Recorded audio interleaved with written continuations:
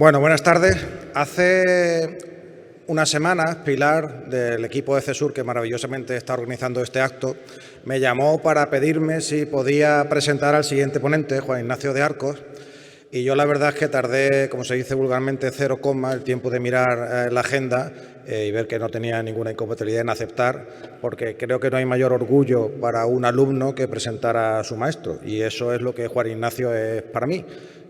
Yo tuve la suerte de hacer uno de esos fantásticos programas ejecutivos en inteligencia artificial que dirige en la Escuela de Organización Industrial de Andalucía y que me abrió los ojos y me enseñó el camino de las oportunidades de negocio que hay alrededor de la inteligencia artificial, no solamente desde un punto de vista digamos, informático, de algoritmo, matemático, friki, si queréis, ¿vale? Sino desde el punto de vista de identificar cómo la inteligencia artificial puede mejorar los procesos internos de las empresas y las mejoras y las oportunidades de negocio y de nuevos negocios que se pueden crear. Juan Ignacio es compañero, es ingeniero industrial por la Escuela Técnica Superior de Ingeniería de Sevilla y además, como he comentado, ha sido es profesor, mejor dicho, director de los programas ejecutivos en Big Data e Inteligencia Artificial de la Escuela de Organización Industrial y además es asesor estratégico de una empresa que se llama BigML, creada por un español pero que está asentada en Oregón, en Estados Unidos, y que como cliente de esa empresa puedo dar fe que ha reducido prácticamente al mínimo las barreras de entrada en el uso de la inteligencia artificial en las empresas y que, digamos, personas sin mucha formación, o sea, prácticamente se maneja igual que un Word o un Excel, pueden incorporar a sus procesos de negocio, que para mí, como siempre Juan Ignacio insiste en sus clases, es lo importante, ver la oportunidad de negocio e incorporar la inteligencia artificial a las empresas. Os dejo con Juan Ignacio, estoy seguro que os va a encantar la presentación que os va a hacer y luego nos vemos en el turno de preguntas. Muchas gracias. Juan Ignacio, todo tuyo.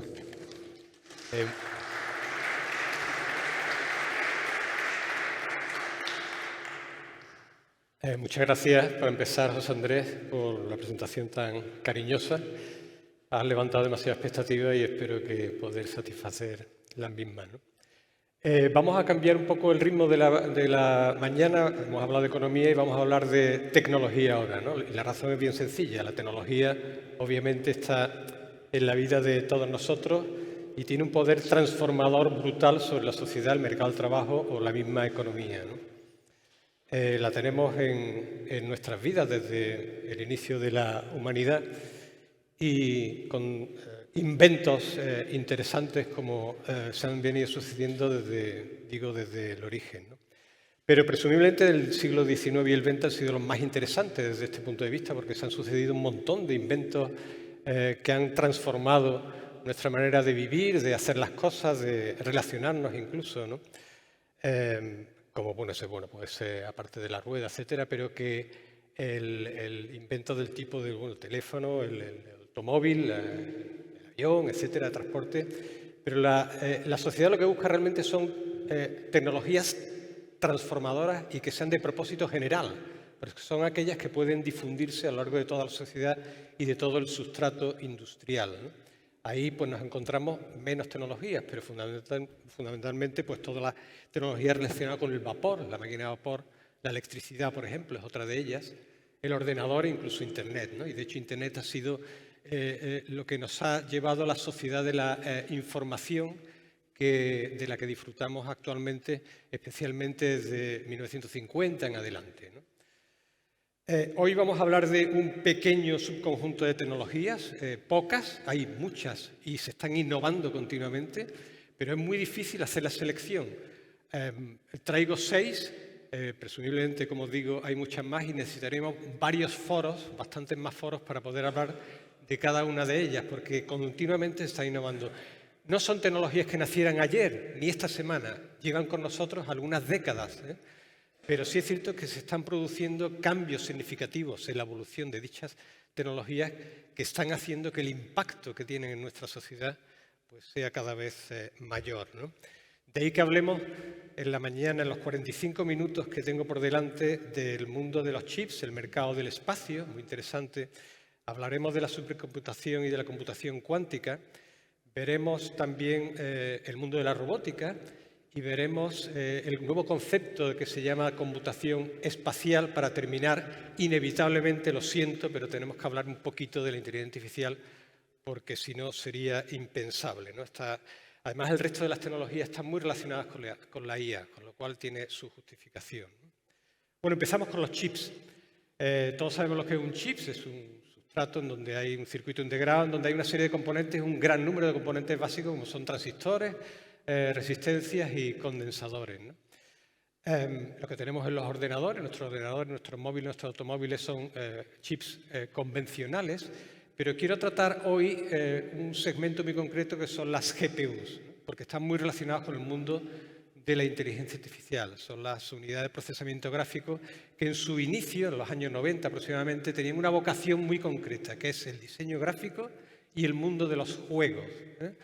Pero allá por inicio del año 2010, se vio que este tipo de chip pues constituía una base importante para poder entrenar la inteligencia artificial. De hecho, podían hacer una cosa que las CPUs convencionales no podían hacer, que trabajan tradicionalmente haciendo una secuencia de tareas una detrás de otra. Las GPUs tienen una capacidad maravillosa de poder hacer varias tareas en paralelo, lo cual les permite acoplarse a las necesidades que implica el entrenamiento de las herramientas de inteligencia artificial. Es por ello que este señor, Jensen Huang, que veis arriba a la izquierda, un taiwanés afincado en Estados Unidos, fundó una compañía llamada NVIDIA, de la cual nos han hablado hace unos momentos, y que ocupa el 80% del mercado mundial en este tipo de chips, constituyendo, por supuesto, un fenómeno muy curioso, que es por el hecho de que esta compañía ha subido de manera espectacular en su valoración en bolsa, ya nos lo decía Judith antes, y que vemos en el gráfico que me ha hecho spoiler ella, cómo NVIDIA está en tercera posición, superando a los gigantes que hay de Alphabet, Amazon y Meta, ¿no? Que serán los tradicionales que estaban ahí arriba, y siendo TSMC, la taiwanesa también que veis ahí abajo, pues la compañía que ocupa la 10ª posición, ¿no? Con lo cual hay dos compañías de chips ahí. El éxito que ha producido el señor Jensen Huang en el mercado de los chips ha sido espectacular, ¿no? Y de hecho hace un par de meses lanzó en Estados Unidos, o anunció, mejor dicho, porque todavía no se vende, un superchip que se llama el GB200, que alberga la friolera de 208.000 millones de transistores en su interior y que va a permitir el salto cuantitativo importante dentro del avance de la inteligencia artificial. Absolutamente todas las compañías tecnológicas han hecho acuerdos con ellos para llegar a comprar ese tipo de chips y poder posicionarse en esta carrera desenfrenada que hay sobre la inteligencia artificial. Bueno, pues la valoración bursátil de NVIDIA, lo veis ahí, ha hecho también un efecto tractor sobre el resto de las compañías. Y otras compañías que se dedican al mundo de la infraestructura o las arquitecturas propias de la inteligencia artificial se han visto beneficiadas de este boom existente con la IA, y vemos cómo sus valoraciones superan los valores tradicionales de su vida. Supermicro o Dell, que se dedican a fabricar los servidores que ocupan los centros de datos, inmensos centros de datos que todas las compañías están montando actualmente en Estados Unidos y Europa fundamentalmente. Mientras que, por ejemplo, AMD, que lo veis aquí abajo a la derecha, pues fabrica chips convencionales, también está subiendo en la misma proporción. Y, por supuesto, Broadcom, que hace escasamente un mes anunció que implantaría en España una fábrica de sustratos de backend, que son el sustrato en donde se montan las obleas de silicio de los chips, ¿no?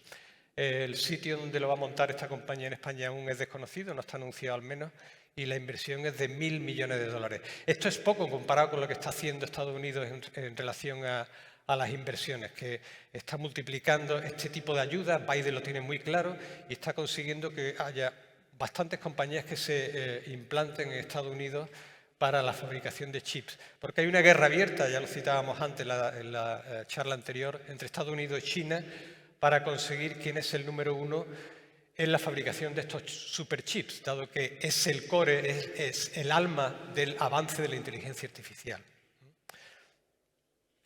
Bueno, pasemos al negocio del espacio, ¿no? Un poco extraño este punto, suena ciencia ficción, pero es una realidad, ¿no?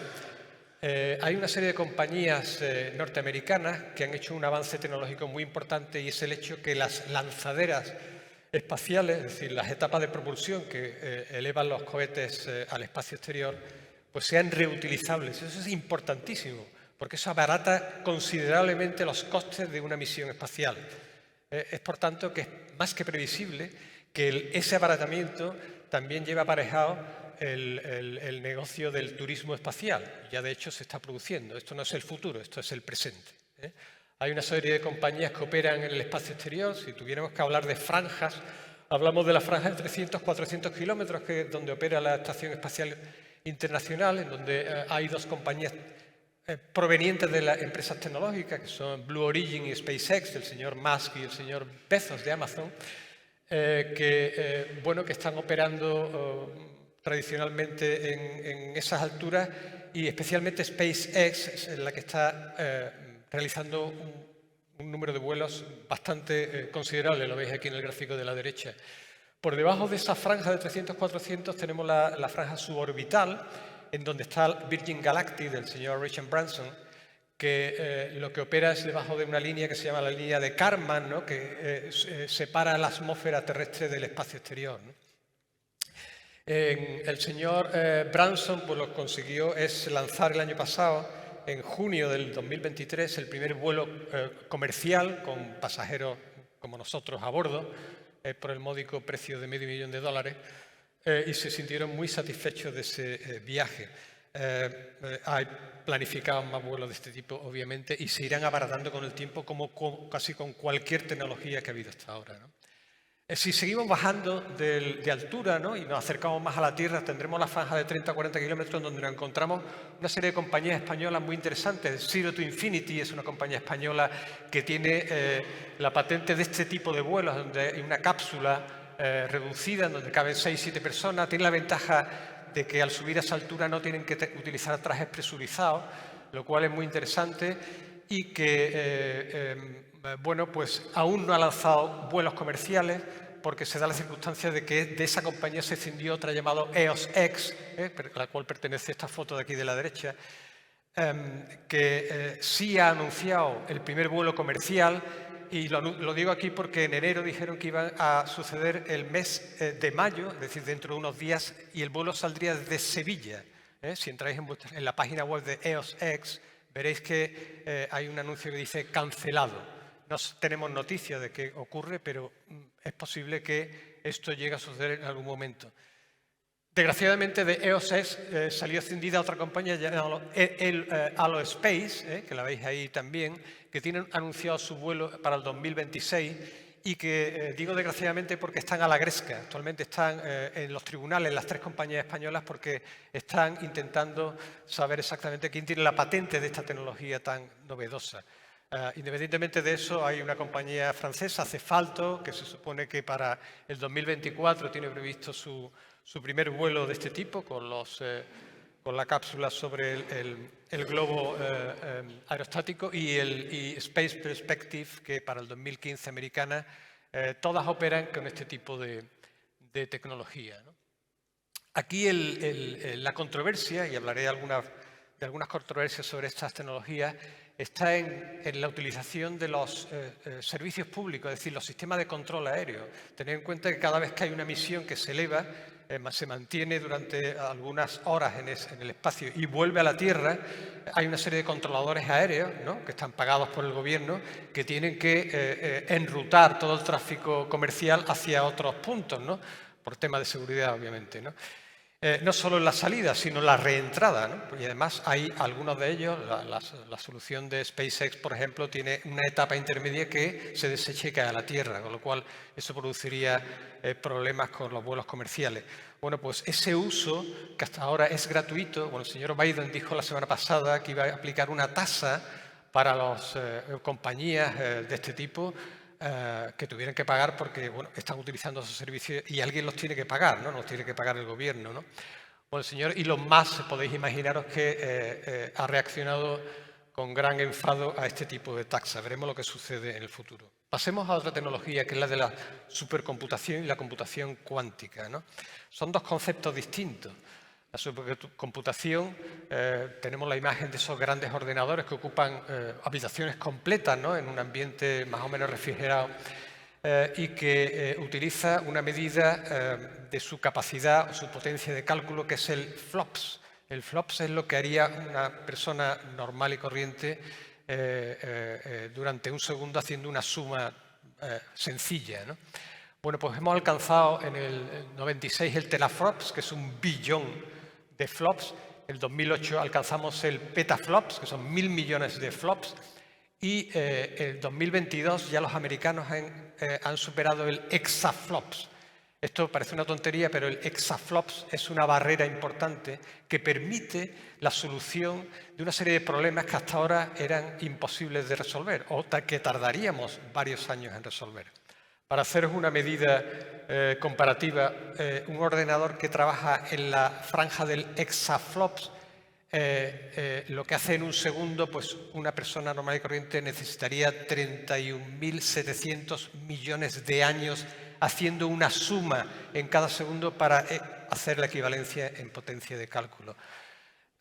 Esto supone pues, la posibilidad de resolver problemas importantes, como por ejemplo la predicción de seísmos, ¿no?, o la optimización de la red eléctrica que está interconectada en toda Europa, etcétera, etcétera, ¿no? Europa, también deciros que presumiblemente este año 2024 alcanzará la barrera del exaflops, ¿no? Otro concepto radicalmente distinto es la computación cuántica, que se ha citado aquí esta mañana. Así como los ordenadores tradicionales, ¿no?, con sus CPUs correspondientes, trabajan con bits, que admite dos estados, el 1 y el 0, según la física cuántica, pues los ordenadores cuánticos trabajan con qubits, que es otro concepto distinto, y pueden estar en los dos estados simultáneamente. Difícil de entender, pero puede ser posible. Es decir, pueden tener el valor 1 o el 0, un valor intermedio, en cualquier segundo. Y además pueden relacionarse con otro qubit que esté a muchos kilómetros de distancia. Esto confiere unas propiedades fantásticas para poder acelerar todo el proceso de funcionamiento de este tipo de ordenadores y resolver también tipos de problemas similares a los que teníamos antes, como son temas de climatología o biotecnología, etcétera, etcétera, ¿no? Las dificultades técnicas son muy elevadas porque sus chips tienen que estar 3 grados por encima del cero absoluto, es decir, menos 270 grados centígrados, y actualmente las versiones más comerciales que se venden son grandes ordenadores, no tan miniaturizados como los que tenemos en casa, y se venden son de 500 qubits, ¿no? Cuando se ha alcanzado, el mundo académico ya ha llegado a los más de 1.000 qubits. Lo que sí es cierto es que se está invirtiendo grandes cantidades de dinero en este campo y especialmente por parte de los gobiernos, ¿eh? La industria privada también, pero los gobiernos están viendo en la computación cuántica un arma de desarrollo muy importante que además podría acelerar también enormemente todas las herramientas de este tipo de inteligencia artificial. Estados Unidos no domina este campo, en Europa estamos bien posicionados y además el conocimiento y el talento es importante, ¿no? Pasemos a otro campo, como es el de la robótica, que está con nosotros desde hace ya mucho tiempo, pero los robots industriales especialmente pues están con nosotros desde los años 50 aproximadamente, ¿no? Los conocemos bien, yo los he clasificado aquí en cuatro grupos. El primer grupo arriba a la izquierda es el grupo de los robots industriales, lo hemos visto en las fábricas de automovilismo, ¿no? Están también en espacios cerrados, con rejillas, no pueden entrar las personas, ¿no?, por razones de seguridad. Y su aplicación fundamentalmente es industrial. Son autónomos, no se mueven, etcétera. Pero a diferencia de los demás, son robots programables, es decir, trabajan según un programa que se le administra, ¿no? El segundo tipo de robots es el de los robots colaborativos, que sería similar al anterior, pero que trabajan con personas humanas. En una tarea compleja, por ejemplo, las partes más sencillas las haría el robot y las partes más complejas las haría el ser humano. Un ejemplo de ello son los robots de limpieza industriales que existen ya, en donde a lo mejor toda esta superficie la limpiaría el robot y el ser humano vendría después para limpiar las esquinas de este espacio, ¿no? Trabajos más complejos. Un tercer grupo es el de los robots móviles, que tradicionalmente, pues si trabajan sobre tierra, pues operarían con ruedas. Si trabajan bajo el agua, pues serían mediante hélices. Si trabajan en el aire, pues trabajarían también con hélices, con aspas, ¿no? Veremos después 2 ejemplos de ello. Y finalmente, la gran esperanza de la industria, que son los robots humanoides o androides, ¿no? En los cuales lo que hacemos es dotarle de alguna característica humana al robot. Vemos ahí en el ejemplo, en la foto, pues un robot bípedo que utiliza dos brazos también y que no solo de manera mecánica queremos que se parezca al hombre, sino que además pues le dotamos de voz o de vista o de otro tipo de sentidos, ¿no? Aparte de esta división, pues también tenemos los robots industriales, los robots de servicio, incluso los robots sociales que se están poniendo de moda en Japón, precisamente para esa población envejecida en donde no hay suficientes personas que los cuiden, ¿no? El mercado, ya veis aquí cifras interesantes, es muy importante, ¿no? El número de robots que hay en el mundo es de 4 millones de robots industriales, en el caso de los robots industriales, y está creciendo aproximadamente una tasa de medio millón de robots al año poniéndose en el mercado, ¿no? China, por supuesto, nos aventaja al resto de los países. Hay más robots industriales instalados en China que en la suma de todos los robots del mundo. Y, por supuesto, la tasa de desempleo, curiosamente, en los países en donde la proporción de robots es mayor, robots per cápita, pues coincide con países cuya tasa de desempleo es muy baja o prácticamente, técnicamente cero, ¿no?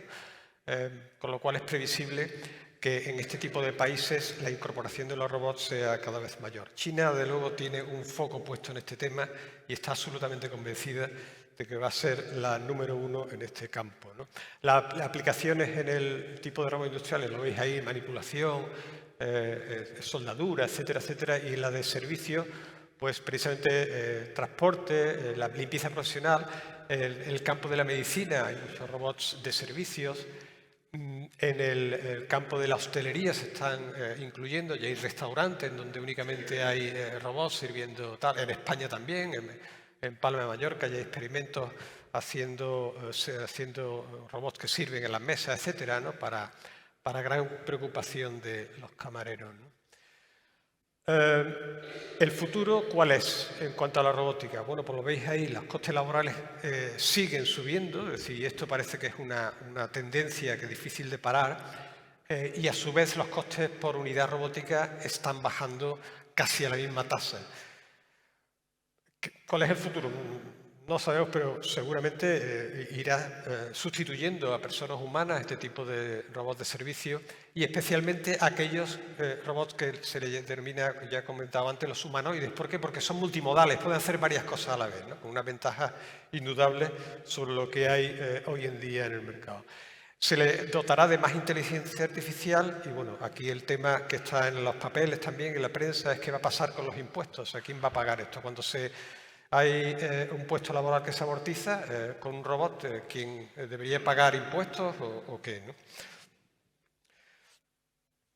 Bueno, os hablaré de un par de casos de robots que son bastante controvertidos. El primero de ellos es el de los robotaxis, ¿no? Los robotaxis, en la década del 2010, 2015 o 2016, absolutamente todas las compañías de automóviles pensaban que los robotaxis iban a inundar las calles en breve, ¿no? Hay muchos anuncios de esa época y uno más reciente de Elon Musk en el año 2022 diciendo que, bueno, que sus robotaxis iban a triunfar. Bueno, son algunos de los proyectos que Elon Musk lanza al mercado, que algunos de ellos salen bien, otros salen mal, pero bueno, no se puede discutir su espíritu innovador, ¿no? Lo que sí es cierto es que dentro de los experimentos que ha habido por parte de muchas compañías, yo creo que sobresalen estas dos, ¿no? Por un lado, Cruise, de la General Motors, y por otro lado, Waymo, de Google, que han tenido, probablemente son los dos experimentos que más kilómetros han recorrido, tanto en carretera como en zonas urbanas, ¿no? El caso es que tanto el caso de Cruise como el de Waymo han tenido tremendas dificultades a la hora de hacer efectiva su trabajo en la ciudad, ¿no? Sobre todo, ¿no? Y han colapsado el tráfico, bueno, han tenido muchos accidentes de tráfico, sobre todo se han experimentado en la costa oeste norteamericana, especialmente San Francisco, Phoenix, en Arizona, Las Vegas también, y debido a los problemas que ha habido, las autoridades, sobre todo de la costa californiana, sobre todo, pues han eliminado sus licencias para operar, ¿no? Casualmente, bueno, pues hace una semana a Cruise se le volvió a dar la licencia para operar en San Francisco, pero con una única condición muy interesante, y es el hecho de que ya no operaría los coches solos, sino que tenía que tener un supervisor humano dentro del coche para evitar los accidentes, ¿no? Con lo cual es posible que pasemos a una etapa en donde haya una mayor supervisión humana en vez de dejar a su libre albedrío al sistema de inteligencia artificial que opera dentro del robot. El futuro también, en este caso, pues sigue siendo interesante. La industria va a seguir apostando por esta tecnología y veremos, eso es indudable, robotaxis aquí en Carmona y en cualquier otra ciudad del mundo, tenerlo por seguro. De hecho, bueno, pues Amazon con su prototipo de Zoox va a empezar a operar en Las Vegas por la noche, cosa que le estaba prohibido a Cruise en San Francisco, y sobre todo en ambientes más normales, ¿no? Por ejemplo, otro caso, el de Nissan, que para el 2027, Nissan lleva operando ya varios años a nivel experimental en Japón y para el 2027 ya empezará comercialmente con sus robots, ¿no? O con sus coches autónomos, ¿no? El otro caso controvertido es el de los drones, también se ha citado aquí, por la reciente guerra de Rusia en Ucrania. En el gráfico aquí de la derecha veis los impactos de los drones rusos en el territorio ucraniano y a su vez los impactos de los drones de Ucrania sobre el territorio ocupado por los rusos en Ucrania. Ahí arriba a la izquierda veis un dron que es un dron simple, es un dron comercial, eso puede costar 300 o 400 dólares. Y bueno, puede llegar a una distancia de 1 o 2 kilómetros, con lo cual hay un operador humano con una gafa de realidad virtual que está operando el dron y el dron impacta sobre un carro de combate o una trinchera, etcétera, del enemigo a, digamos, distancias cortas.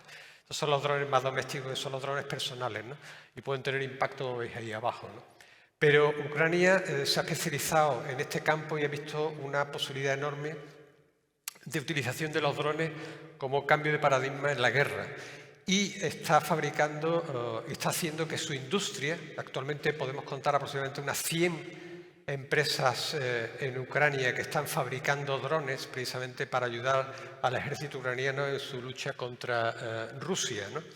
Se ha centrado además estratégicamente en un campo muy interesante que son las refinerías de petróleo, ¿no?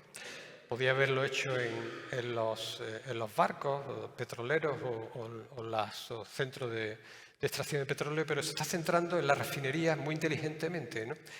Y ahí os he puesto en 15 días de marzo el número de impactos que ha habido, 9 concretamente, y el último de ellos, aunque los que veis en el gráfico están aproximadamente a 800 kilómetros de la frontera ucraniana, el último de ellos, el de Taneco, está a 1.300 kilómetros de la frontera ucraniana, o sea que están siendo muy agresivos a la hora de realizar este tipo de incursiones, ¿no? Y de hecho, recientemente hace 2 o 3 días, pues ya está empezando no solo a impactar en las refinerías de petróleo, sino a ir directamente a los tanques de petróleo. Según Reuters, se supone que la capacidad de refino de Rusia ha descendido en un 14% desde que se iniciaron las acciones de Ucrania en este campo, ¿no? Pasemos a la computación espacial, ¿no? ¿Qué es esto de la computación espacial? Pues un término que se ha acuñado el año pasado por parte de Apple, que lo que hace es fusionar el mundo físico con el mundo virtual, ¿eh? Ahí hay 2 aplicaciones interesantes. Una de ellas es la de la realidad virtual, realidad aumentada, que el señor Zuckerberg de Meta, pues lo que hizo fue inteligentemente acuñarlo y reunirlas en lo que se llama el mundo del metaverso.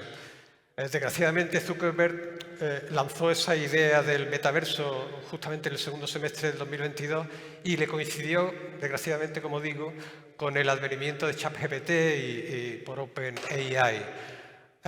Con lo cual, toda su esperanza de monetización de esta idea pues se vino al traste y, de hecho, bueno, se dice que ha perdido 50.000 millones de dólares con su invento del metaverso, ¿no? La segunda aplicación es la de los gemelos digitales, que también hablaremos después. Está con nosotros esta tecnología de hace tiempo, pero la verdad que el avance en la computación, los chips precisamente, es lo que está haciendo que también avancen proporcionalmente las soluciones de realidad virtual y que las imágenes que podemos ver en esas gafas de realidad virtual sean cada vez más certeras, ¿no? Tanto Google con el Glass HoloLens de Microsoft y el Quest de Meta fueron los experimentos que hicieron estas tres compañías tecnológicas con sus cascos, que pueden tener un coste entre 250 o 300, 500 dólares, hasta que Apple el año pasado lanzó su Vision Pro, que bueno, tiene un precio 10 veces mayor, ¿no? 3.500 dólares aproximadamente, y se piensa, la expectativa que hay al respecto, es que todo el mundo del metaverso vuelva a renacer gracias a este tipo de nuevas tecnologías, ¿no? De hecho, Apple ya ha llegado a acuerdos con el señor Jens de NVIDIA, precisamente para que esos nuevos chips permitan un mayor procesamiento del cálculo de matrices, que permiten pues, un visionado de imágenes mucho más cuasi reales, ¿no? Lo cual se prevé que relance todo este mercado que, como veis ahí, pues promete ser muy interesante de cara al impacto en el Producto Interior Bruto en cada una de esas regiones, ¿no? Los gemelos digitales, por el contrario, bueno, pues lo que hacen es utilizar sobre todo el mundo físico, y lo que hace es reproducir maquinaria, puede ser un automóvil o un alternador, como vemos ahí, o cualquier otra maquinaria, para poder simplificar todas las etapas previas de la fabricación de un prototipo, es decir, toda la etapa de diseño y de prototipado.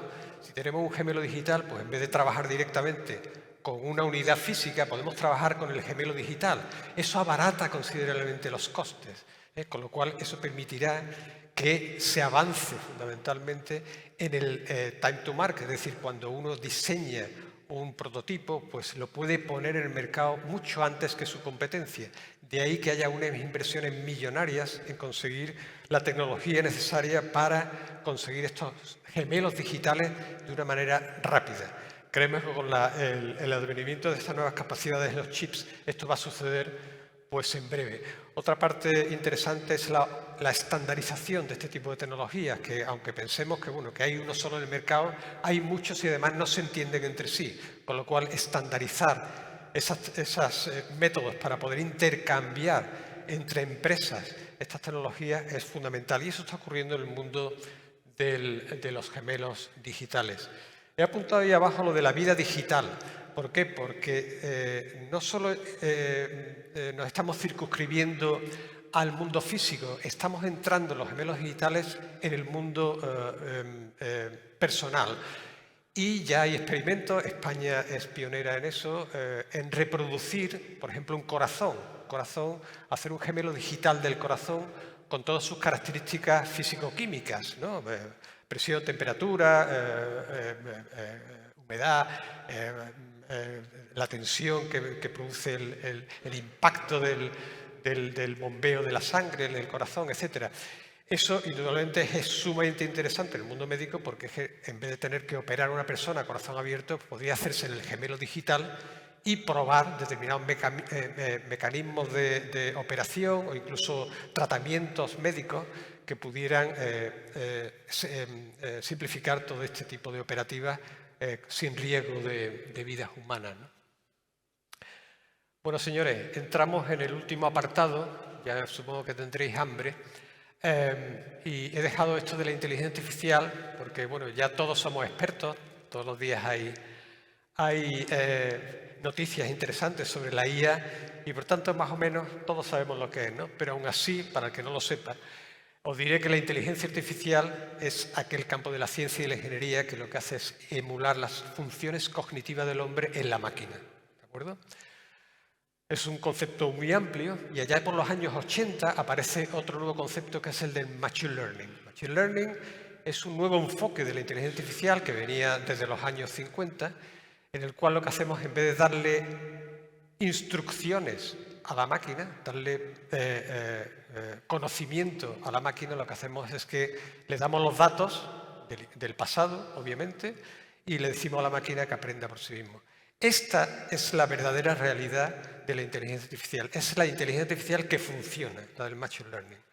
Posteriormente, en los años 2010-2012, nace el Deep Learning, que es el círculo interior, en el cual se utiliza un tipo de algoritmo muy específico, que son las redes neuronales profundas, y lo que hace es que permite, mediante un corpus de conocimiento mucho más vasto, pues adquirir patrones mucho más complejos. De ahí que se esté especializado y se trabaje sobre todo mucho más en soluciones que están muy enfocadas a la visión artificial y el procesamiento del lenguaje natural, es decir, la vista y el habla o el oído, que son digamos, áreas mucho más complejas que las no puramente numéricas o alfanuméricas tabulares, ¿no? Bueno, pues en noviembre del 2022 nace ese señor de ahí, que es la IA generativa, que como su nombre indica, generativa, pues lo que hace es generar pues un contenido a partir de contenidos preexistentes con el cual ha sido entrenado. No, en la forma de obtener esos modelos que se denominan los grandes modelos de lenguaje, el LLM, ¿no?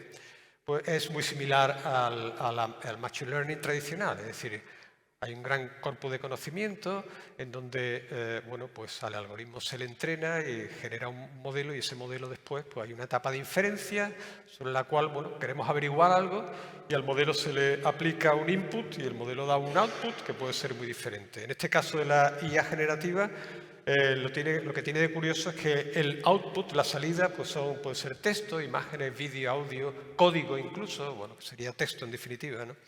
De un modo probabilístico. Aquí no hay creatividad ninguna, que nadie se equivoque. Lo que hay son respuestas probabilísticas a una serie de entrenamientos que se ha producido sobre el modelo. Dos grandes grupos, por no aburriros. Hay una posibilidad que es darle a la IA generativa como entrada un texto y que dará como salida pues, otro texto, imagen. Ahí veis casos de uso interesantes. Y el que más conocemos seguramente, los que estáis aquí en la sala, es este que es recuadrado de preguntas y respuestas, que es el famoso ChatGPT. Le das una pregunta, oye, dime cómo se llama el rey de no sé cuánto, y entonces te responde pues, con una respuesta en forma de texto también. Esa es la más utilizada. La otra posibilidad es de darle una imagen y que nos dé como respuesta pues, un texto, que puede ser un etiquetado, como veis ahí, otra búsqueda, etcétera, u otra imagen, una imagen retocada o una imagen con super resolución, o incluso esos que colorean la imagen, etcétera, etcétera, o incluso pues, un vídeo, es decir, una animación. Ahí en este último campo que era realmente complejo, porque la potencia de cálculo también es importante en este caso, pues ahí se ha avanzado recientemente mucho y están dando, la verdad, que soluciones sumamente brillantes, ¿no? Problemas. Hablaré de los problemas. Traigo algunos problemas que hay muchos, pero bueno, traigo algunos para ilustrar que no todo es tan bonito como dicen. La diversidad. Si el corpus de conocimiento sobre el cual se ha entrenado la IA generativa es el que tenemos, pues evidentemente estará sesgado de los sesgos propios que tiene el ser humano, en cuanto a sexo, raza, religión, etcétera, etcétera, ¿no? Con lo cual, la diversidad que identifica la raza humana pues se ve comprometida con este tipo de soluciones, porque ya no vamos a utilizar otras herramientas o vamos a utilizar nuestro cerebro para hacer cosas, sino que a lo mejor lo que vamos a hacer es, que algunos de vosotros sois profesores, ¿no? Si el alumno va a poner la respuesta en un documento que tienen que redactar mediante un ChatGPT, etcétera, pues seguramente vamos a restringir esa creatividad que tienen los alumnos o las personas humanas por lo que nos dé el modelo, ¿no?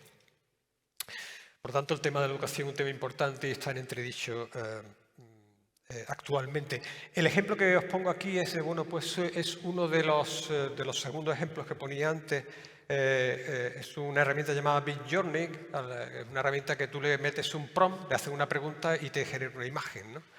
Entonces, a Midjourney, bueno, pues se le entrenaron con millones de imágenes de la diversidad mundial, ¿no? De personas de todo el mundo, con edificios, etcétera, tal, ¿no? Y se le hizo una pregunta: genérame, pues, una persona india. Se intentó 98 veces, que son las figuras que veis ahí, y veis como en 97 de las ocasiones la figura que nos dio como respuesta era una figura de un señor mayor, con barba, con turbante, al puro estilo tradicional indio, que es el estereotipo que muchos de nosotros tenemos de la persona india. Y solo única vez nos dio como respuesta a una mujer, como veis ahí, ¿no? Esto realmente es un problema que tendremos que resolver en el futuro. Otro de los problemas es el que ya conocéis, de la propiedad intelectual, los derechos de autor, las patentes, las marcas comerciales y, por supuesto, toda la desinformación que genera con forma de deepfakes o los fake news, etcétera, etcétera, incluso el phishing, ¿no? Otro gran problema es el de la creatividad. Es decir, que si lo tenemos como herramienta de ayuda continuamente, pues vamos a tener que trabajar menos el cerebro y posiblemente pues, vayamos restringiendo nuestra capacidad intelectual, ¿no? No sabemos todavía el futuro cómo puede ser. Aquí un ejemplo interesante que es de una revista americana que se llama Sci-Fi, en donde hay colaboradores que envían artículos de ciencia ficción, ¿no? Y curiosamente, bueno, aquí lo que nos dice es un gráfico de la propia revista en donde muestra los rechazos a los artículos de sus colaboradores, ¿no? Antes del noviembre del 2022, el número de rechazos veis que era muy pequeño y normalmente eran debido a los plagios, ¿no? A partir de noviembre del 22 veis cómo se dispara de manera estratosférica, ¿no? Porque los artículos han sido realizados por una IA generativa, ¿no? El problema del mercado laboral, bueno, pues importante, y también es otro punto de discusión dentro de los analistas expertos en este campo, ¿no? En ese gráfico podéis ver las economías más avanzadas, arriba a la derecha, economías medias y economías menos avanzadas o de bajo ingreso, que son los puntos azules, ¿no? España está arriba en el cuadrante de arriba como punto rojo. ¿Qué va a ocurrir con todo esto? En este gráfico lo que tenemos en el eje de abscisa es la exposición al empleo o el impacto que puede tener la IA generativa en el empleo actual, y en el eje de ordenadas tenemos la preparación de esa sociedad ante la IA generativa, ¿no? Vemos como las economías de arriba, que están en rojo, están más preparadas, pero el impacto será mayor, ¿eh? Y castigará más muchos empleos de las economías más avanzadas, ¿no? Empleos que normalmente pues, se ha venido a denominar de cuello blanco. Por el contrario, las economías menos avanzadas, pues obviamente como no están tan industrializadas, pues el impacto de la IA generativa probablemente sea menor. Pero cuando impacta, el trabajador impactado tendrá menos herramientas, menos preparación digital, digamos, para buscar una alternativa a dicho trabajo. Con lo cual, el resultado de todo esto no es ni más ni menos lo que algunos analistas indican, que es la separación creciente entre las economías ricas y las economías pobres. Eso lo veremos también con el tiempo. El caso es que desde que apareció ChatGPT, las inversiones en IA han ido de nuevo al alza. Veníamos de unos años, 2020, 2021, 2022, en donde todas las empresas tecnológicas se venían para abajo, las inversiones estaban decayendo, había una gran frustración con la diferencia que había entre lo que se decía y lo que se tenía. Y a partir de ese momento, el mercado y especialmente los fondos de inversión vieron las puertas abiertas para tirarse a saco a este tipo de compañías y poder invertir en algo que presumiblemente iba o va a ser maravilloso, ¿no? Toda aquella compañía que indicaba que tenía IA entre el anuncio de la cuenta de resultados, pues inmediatamente atraía la inversión, ¿no? Ahí vemos las grandes compañías del sector de la IA generativa y cómo, en este caso, lo que hace es ver el multiplicador en relación a la valoración que tienen esas compañías a la hora de sacar sus series A, B y C, etcétera, para buscar fondos, y la relación entre esa valoración y el valor de los ingresos, la facturación anual, ¿no? Entonces vemos cómo hay compañías que multiplican por más de 100 incluso su valoración en el mercado respecto a lo que realmente están vendiendo en el dicho mercado, ¿no? Lo que nos recuerda, desgraciadamente, es este gráfico, y es que Cuando eso ocurre, pues estamos oliendo o mascando la posibilidad de una burbuja. De hecho, ya hay analistas que indican que ya estamos en la burbuja. Ya estamos en la burbuja. Con lo cual, veremos qué ocurre en los próximos años. Lo que sí es cierto es que los grandes señores tecnócratas del Silicon Valley nos han estado invadiendo en los últimos 2 años con frases grandilocuentes, hablando de que la IA es maravillosa, la IA va a solucionar los problemas del mundo, van a desaparecer determinadas materias, ocupaciones, etcétera, y esto va a ser la panacea, ¿no? Y la realidad es que desde febrero dichos señores lo que están haciendo es vendiendo sus propias acciones en el mercado. Se está produciendo un hecho increíble y es que esos señores que ocupan estas compañías de la IA y la IA generativa a su vez venden sus propias acciones. ¿Por qué?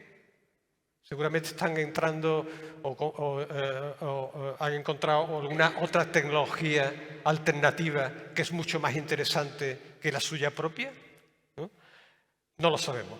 Lo sabremos en el futuro. Lo que sí es cierto es que la gente, todos nosotros en general, nos comportamos según esa ley de Amara, que dice que en general, probablemente por nuestro desconocimiento, tendemos a sobreestimar una tecnología a corto plazo y a su vez tendemos a subestimarla a largo plazo.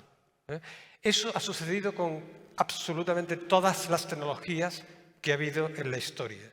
Ha habido un momento de boom, pero después hemos visto como aquello que se decía que iba a ser tan maravilloso no lo era tanto, pero sí al final han ido insertándose, salvo excepciones obviamente, insertándose en la sociedad paulatinamente y de una manera más mansa, más suave. Es la ola inicial que hay, pero después cuando se despeja vuelve a tener en su remanso y entrar en la sociedad e insertarse en ella. Veremos qué ocurre en el futuro. La IA generativa, desde luego, parece que ha entrado en una fase compleja, turbia, digamos, desde mi punto de vista al menos. Creo que ha llegado a su potencial máximo. Los rendimientos no son tan crecientes como se pensaba, a pesar de que queramos meterle mucha más potencia de cálculo con estos superordenadores. Incluso si tuviéramos la computación cuántica, los rendimientos no serían proporcionales. Por tanto, hemos llegado a una especie como de límite de máximos, ¿no? El escalado que hablan los tecnócratas no parece que esté dando los resultados adecuados, ¿no? ¿Qué es lo que va a ocurrir? Nadie lo sabe, pero yo tampoco. Nada más. Muchas gracias.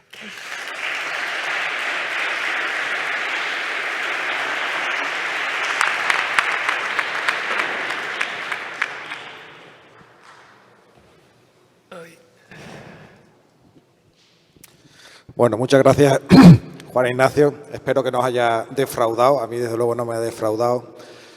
No sé si tenéis alguna pregunta. Judith.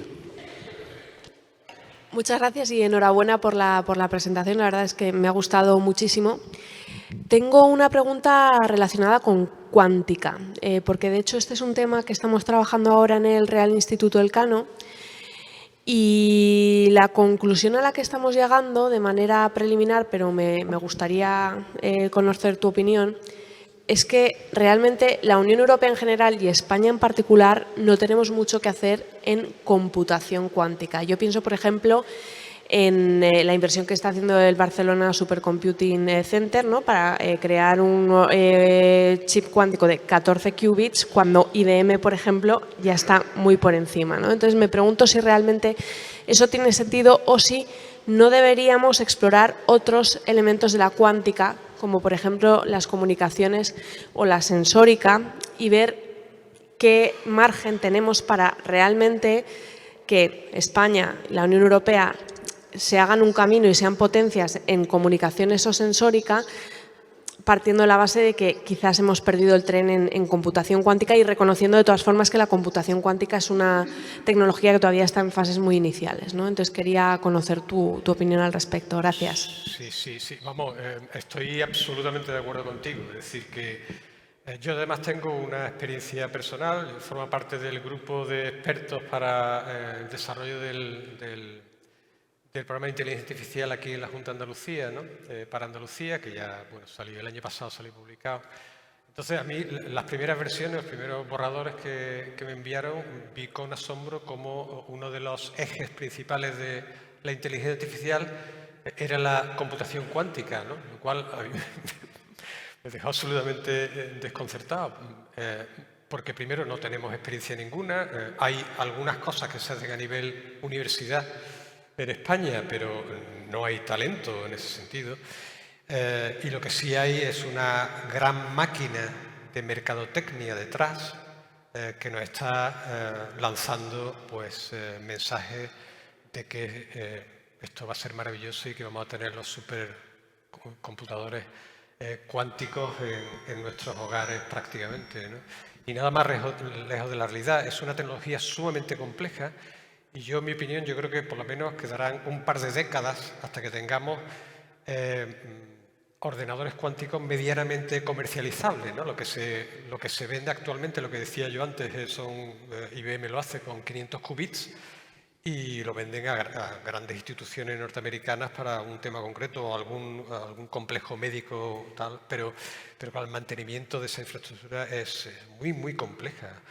Con lo cual yo apostaría, y lo que tú apuntas de comunicación y sensórica me parece perfecto, es decir, que en eso sí podemos entrar y sobre todo, bueno, si queremos entrar en el campo de la inteligencia artificial, porque aquí el tema es posicionarse, ¿no? Porque hay dos polos, que es Estados Unidos y China, que se están posicionando. China lo tiene absolutamente claro en su plan estratégico, ¿no?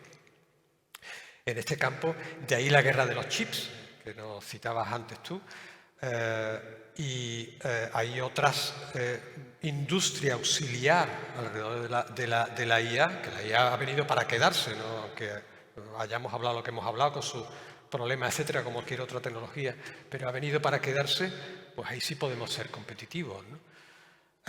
Lo que sí es cierto es que la mayoría de los países, ya había una transparencia que creo que ponía algo de eso, pero la inversión actualmente, más del 50% de la inversión en computación cuántica proviene de los gobiernos. Y el resto, que empresarialidad, son sobre todo startups que están naciendo, muchas cuya supervivencia es realmente, bueno, complicada, ¿no?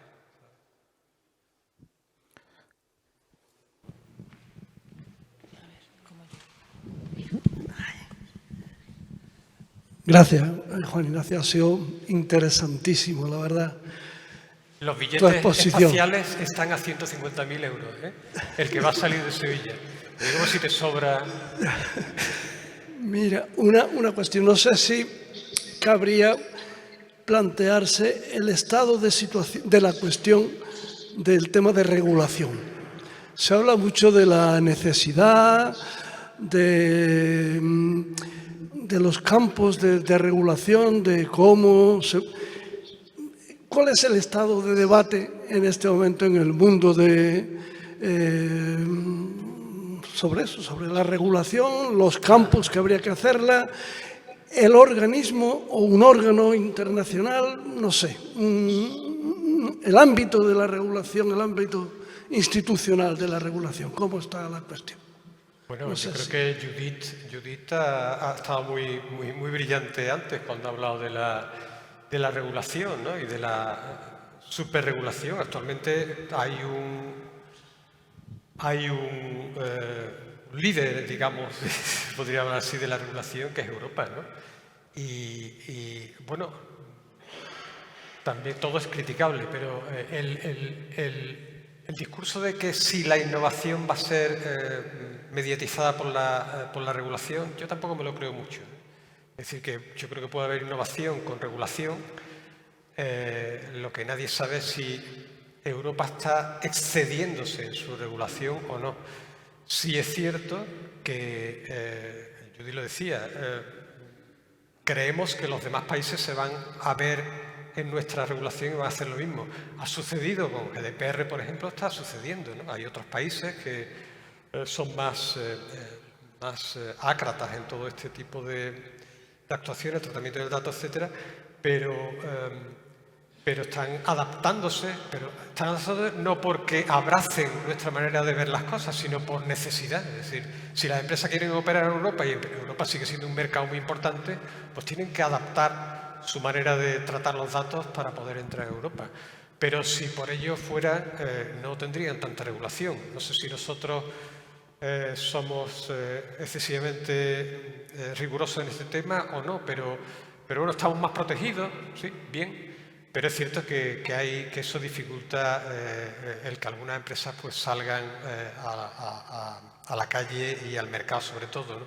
A mí me decía un americano un día, bueno, cada vez que vengo a Europa es una lata, porque cojo el teléfono, voy a abrir no sé qué web que me corre prisa y ya me sale el anuncio de que quiere usted consentir las cookies, no sé cuándo, tal y cual, ¿no?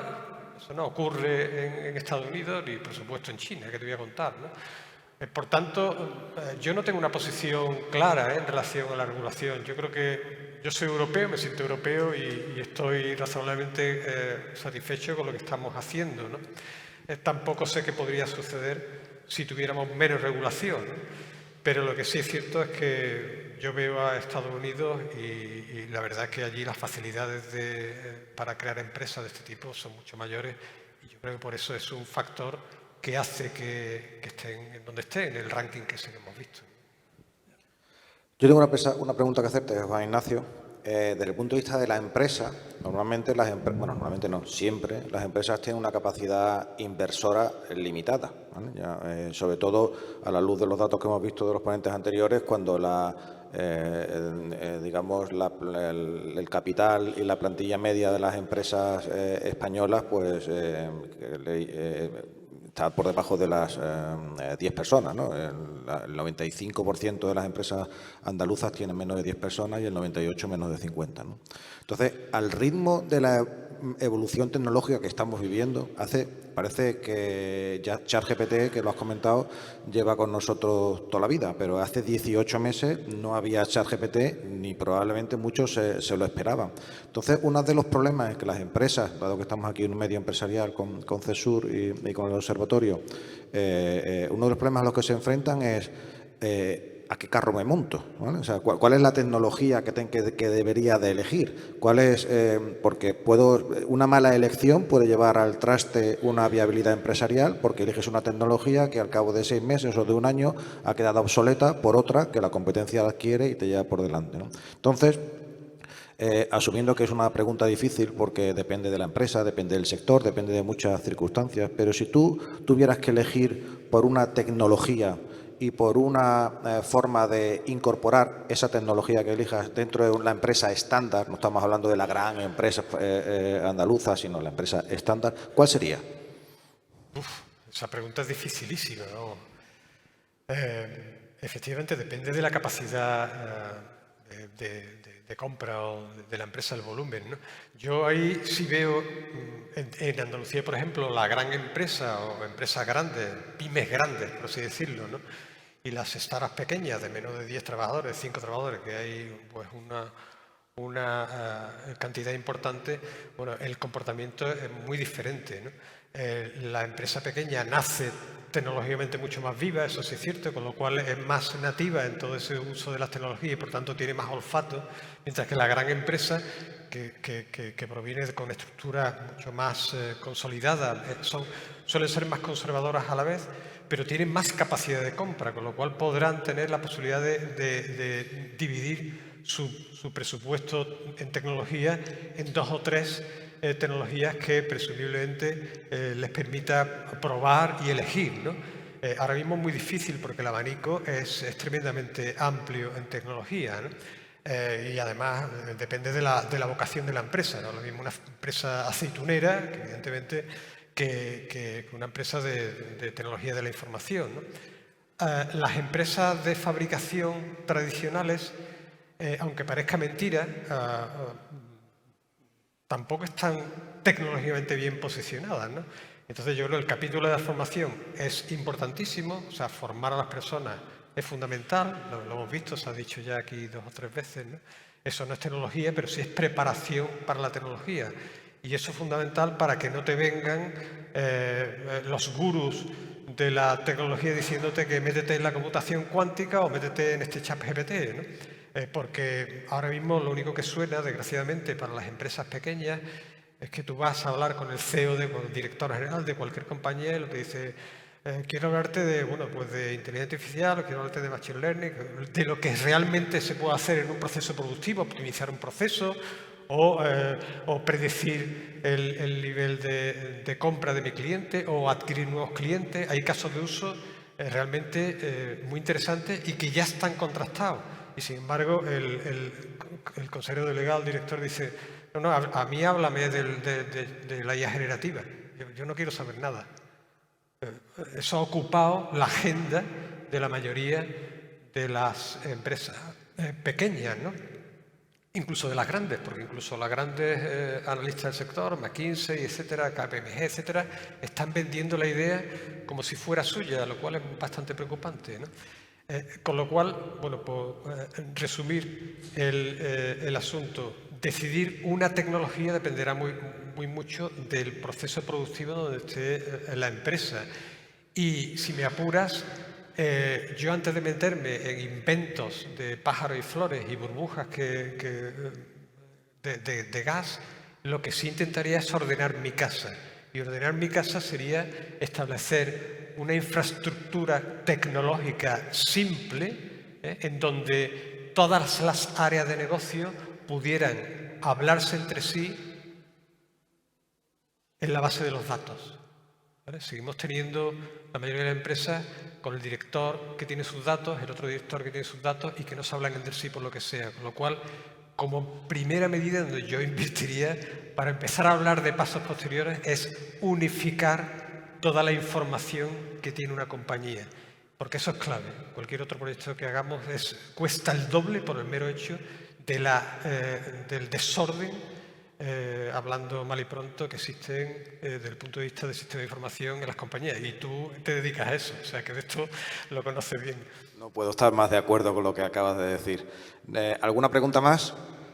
Yo tengo sino una, pero creo que estamos al filo del tiempo, así que... Bueno, pues entonces te hago yo la que tengo pendiente. Has comentado precisamente en una de las respuestas anteriores el tema de la formación, ¿vale? La importancia de la formación. Ahora mismo hay una auténtica lucha por el talento, una pelea por el talento. Se dice que hace falta talento, hacen falta formación en lo que se llaman las formaciones STEM, en tecnología, etcétera, tanto en educación profesional, que es muy necesaria, como en formación universitaria. Andalucía, por ejemplo, tiene 5 escuelas públicas de ingeniería industrial y una escuela privada, o sea que no es por falta de instituciones ni tampoco por falta de alumnos. Sin embargo, tú, que además tienes la visión, digamos, española y transatlántica por tu relación con Big ML, la realidad es que las empresas andaluzas tienen problemas para encontrar talento, pero el talento se genera y se va, ¿vale? ¿Cuál crees tú que es la causa? ¿Cuál crees que es la diferencia en tu comparación con el mercado americano, por tu experiencia como consultor durante más de 30 años? ¿Cuál crees que es la razón por la cual hay cierta dificultad para encontrar y retener el talento en Andalucía? Bueno, yo creo que para empezar, el dinero.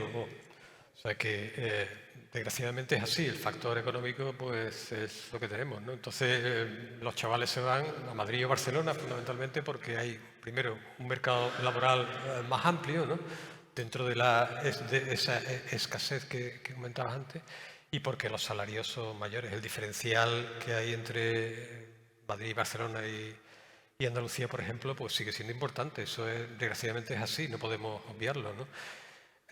Aparte de eso, bueno, pues las oportunidades laborales en el extranjero son muy interesantes y económicamente también. Y yo vengo al menos de una generación en donde nos quedamos en España porque había un gran mercado laboral y porque se ganaba bien, ¿no? Pero es que hoy en día los chavales estas generaciones nuevas no permanecen en el sitio. O sea, que es que su vocación es estar fuera de España. Las comunicaciones son tan fáciles que van a cualquier otro sitio con suma facilidad, que a nosotros nos costaba bastante más, ¿no? Entonces, por un lado, facilidades por ubicarse en otros espacios en el extranjero, mayor capacidad del idioma, ¿no? Cosa que bueno, pues en generaciones anteriores era más complicado, y salarios más elevados, ¿no? Yo creo que básicamente esa es la receta que hay, porque desde el punto de vista de la formación ya lo sabemos, la formación nuestra es envidiada en el resto de Europa, ¿no? Y en América, o sea que no tenemos que envidiarle en eso a nada desde el punto de vista universitario, pero desgraciadamente el contexto en donde nos movemos pues es el que es. Se podría incentivar, parte de las autoridades públicas tienen su rol también, ¿no? Y entonces hay programas para atraer talento aquí a Andalucía o recuperarlo, mejor dicho. Y yo creo que ahí sí hay políticas e instrumentos para poder conseguir que esas personas vuelvan a Andalucía. No sé si el mercado laboral privado lo admite, pero al menos sí el académico, ¿no? Y si conseguimos al menos que el mundo académico recuperara personas que puedan hacer investigación en nuestras universidades, pues mucho mejor, porque eso revertirá a la larga en el entramado industrial. Muy bien, muchas gracias. No sé si hay alguna pregunta más. Pues muy bien, despedimos a Juan Ignacio. Muchísimas gracias. Gracias a todos.